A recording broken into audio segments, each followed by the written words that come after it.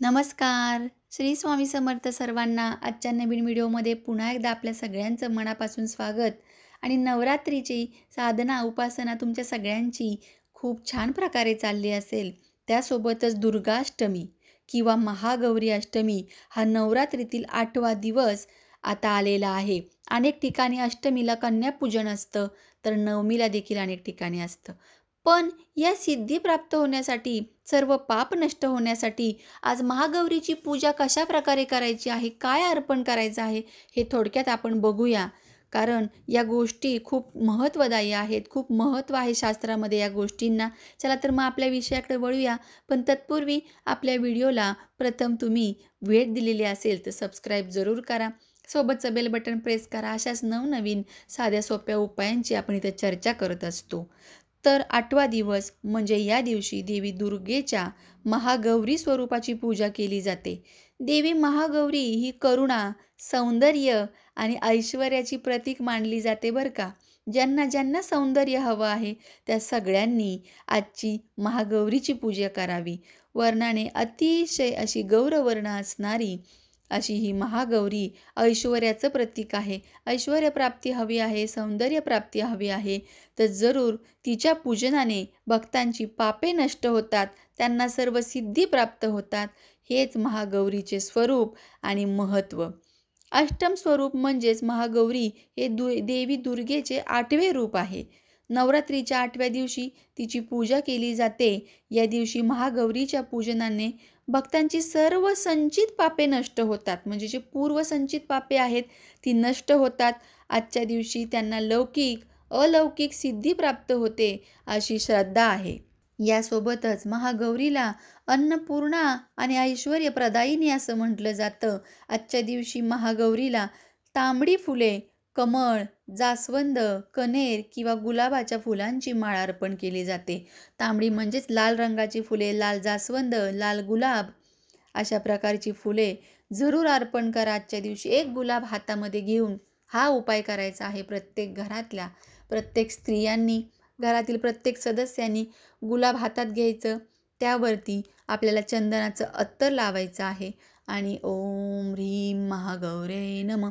ह्रीं मंत्र हा लक्ष्मीकारक आहे, तर हा मंत्र म्हणायचा आणि हे फूल माता दुर्गेला अर्पण करायचं आहे. आजच्या दिवशी ज्यांच्या ज्यांच्या घरी घटस्थापना आहे त्यांनी घटावरती हे फूल अर्पण करायचं आहे.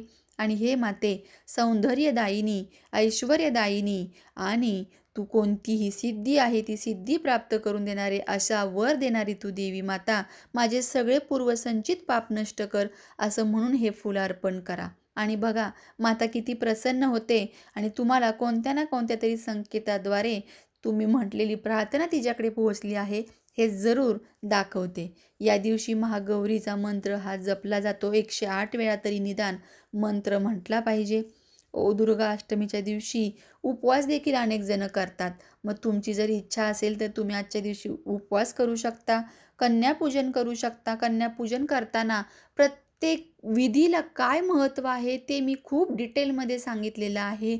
मुलींचे जेव्हा आगमन होते, घरात आपल्या येतात, त्यांचं चरण धुण्याने कोणता ग्रह चांगला होतो, हातात कलावा बांधल्याने कोणता ग्रह चांगला होतो, त्यांच्या कानामध्ये घटातील गवत अडकवल्याने कोणता ग्रह चांगला होतो, राहू, चंद्र, मंगळ या सगळ्या ग्रहांचं सांगितलेलं आहे.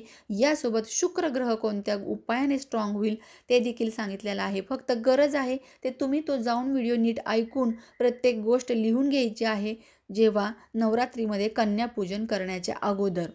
कारण लहान मुलींना देवीचे स्वरूप मानले जाते आणि त्यांची पूजा केली जाते. नवरात्रीतील नवदुर्गांचा आत्मा म्हणजे कन्यापूजन आहे. म्हणून आजच्या दिवशी कन्यापूजनाला खूप महत्त्व आहे अष्टमीला. तसेच अनेक ठिकाणी आजच्या दिवशी देवीची विधीपूर्वक पूजा करून पांढरे फूल देखील अर्पण केले जाते. अष्टमीला शिरा, पुरी, भाजी, काळे चण्याची भाजी केली जाते आणि खास करून नारळाचा नैवेद्य अष्टमीच्या दिवशी जरूर दाखवावा.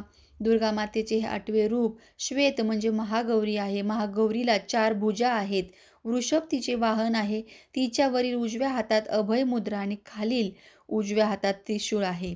वरच्या डाव्या हातात डमरू आणि खालील डाव्या हातात वरमुद्रा आहे. म्हणजे वर मागण्यासाठी महागौरी अत्यंत शांत स्वभावाची आहे, कृपाळू आणि दयाळू आहे. आपल्या पार्वती रूपात तिने भगवान शंकराला पती रूपात प्राप्त करण्यासाठी कठोर तपस्या केली होती. म्हणूनच या कठोर तपस्येमुळे तिचे शरीर काळे पडले होते. तसेच तिच्या कठोर तपस्येवर प्रसन्न होऊन भगवान शंकराने तिला गंगेच्या पवित्र पाण्याने अंघोळ घातल्यानंतर ती अत्यंत गोरी दिसू लागली. तेव्हापासून तिला महागौरी या नावाने संबोधले जाते. देवी महागौरीचे स्मरण, पूजा भक्तांसाठी सर्वाधिक कल्याणकारी आहे. आपण नेहमी तिचे ध्यान केले पाहिजे. तिच्या कृपेमुळे अलौकिक सिद्धी प्राप्त होते, भक्तांचे संकट दूर होते आणि या उपासनेमुळे अशक्य कार्य देखील शक्य होते.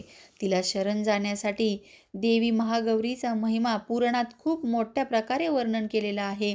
तर महागौरीचा स्तुती मंत्र देखील म्हणावा. श्वेते वृषे समरूढा श्वेतांबराधरा शुचिहा महागौरी शुभम दध्यान्म महादेव प्रमोददा. म्हणूनच गौरीला मोगऱ्याचं फूल देखील खूप प्रिय आहे.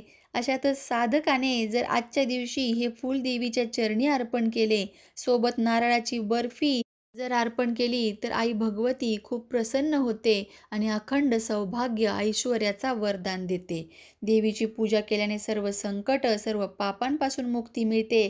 तर तशीच तुम्हा आम्हाला देवीचा आशीर्वाद, सौख्य, ऐश्वर्याची प्राप्ती होवो हीच प्रार्थना देवी महागौरीच्या चरणी करते. व्हिडिओला जरूर लाईक करा आणि सोबतच आपल्या फ्रेंड्स अँड फॅमिलीमध्ये आजचा व्हिडिओ जरूर पोहोचवा, जेणेकरून अनेक जणींना सौंदर्य, ऐश्वर्य यासोबतच वरदान प्राप्त होण्याची इच्छा असते, तर ते त्यांना निश्चितच मिळेल.